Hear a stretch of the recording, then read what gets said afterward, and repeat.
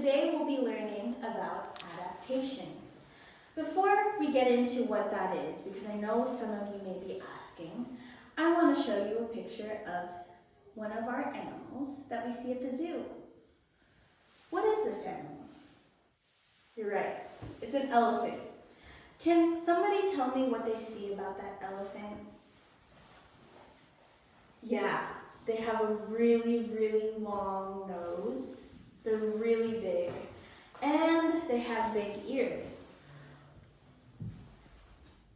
What if I told you that the purpose of the nose is to help them survive, grow, and adapt in their living environments? That's what an adaptation is. The definition, or the specific definition or key term that you guys need to know for class, is that an adaptation is a behavioral or physical feature of an animal that helps them survive, grow, or reproduce in their living environment. Let's go back to our picture of an elephant. We see in the picture that it's pretty dry. It's not cold in this environment or their natural habitat. There's a bunch of greenery, and we see the animal. Let's go into the purpose of their trunk, or their long nose as we call it. They use this nose so that they can pick up food and eat.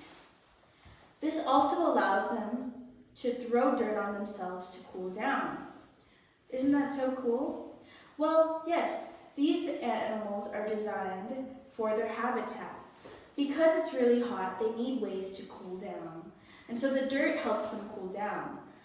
Another thing is they're really, really big animals and designed to be very big animals. And so they need to eat food without moving too much. And so their trunk acts like a movable hand that can pick up and grab stuff. It also allows them to drink water and sip water up like a straw and pour it into their mouth. Well, that's a physical adaptation, but let's go into the types of adaptations there are. There are both behavioral and physical adaptations. A behavioral adaptation is any change in behavior that helps an animal survive and grow in their natural habitat. You may be wondering what this looks like, and we have a great example. A bear. When a bear slows down their heart rate and sleeps through the winter months, they are an example of behavioral adaptations. They're allowing themselves to sleep longer so that they don't need to do as much in the winter when it's too cold to really survive. Well, there's also physical adaptations. This is any special body part that helps species of animals survive, grow, and reproduce in their natural habitat. This would look like anything like shapes, or how they're designed in shapes, colors, if they change color, or their skin and how tough it is or how sensitive it is, if they have fur. All of those things are physical adaptations. Let's look at more animals. Right here we see a tiger, and tigers are responsible for catching their prey. In fact, they have such a unique physical feature that sets them apart from any animal.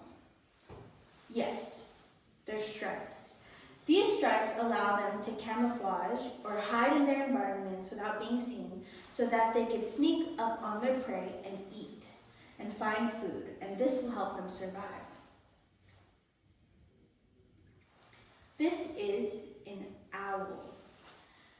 Can somebody tell me what they see about this owl that is different about them? Yeah, they have wings, but more importantly, look at their eyes. What do we notice about their eye? It's really, really big, right? Well, do we notice something even more as we look into the center of their eye? Yeah, they have a really big black dot in the center of their eye, and that is called a pupil. In fact, all animals have this, or a majority of animals have this, and so do humans. We have it too. If you look into your eye in the mirror, you'll see a big black dot. Actually, a pretty small black dot that gets bigger in the sun. But these animals have very, very big pupils. You may be wondering why. Well, let's explore the function of a pupil. This pupil allows more light into the eye so that the animal or the specific organism can see. Well, owls, as we know, they live when we are asleep, or they do most things when we are asleep, and they sleep when us humans are awake. That's what we call nocturnal. They do everything that they need to survive within the nighttime. And because of that, they need to see, and they can't see if they don't have light. So their bodies and eyes are designed so that they can absorb more light and see more. Well, I don't want you guys to just not imagine this yourself. In the next couple of days, we'll be making this figure and this model. And this model will help you understand what it looks like to have big, big pupils like the owl. And I want you guys to understand what this adaptation is, why an owl might need this adaptation, and over the span of this week, you'll get to figure it out. But today, I want you and your partner to create one of these, and I will show you exactly how to make it and pass out paper so you could do it. And over the next couple of days, we'll be using it in our activities. Thank you.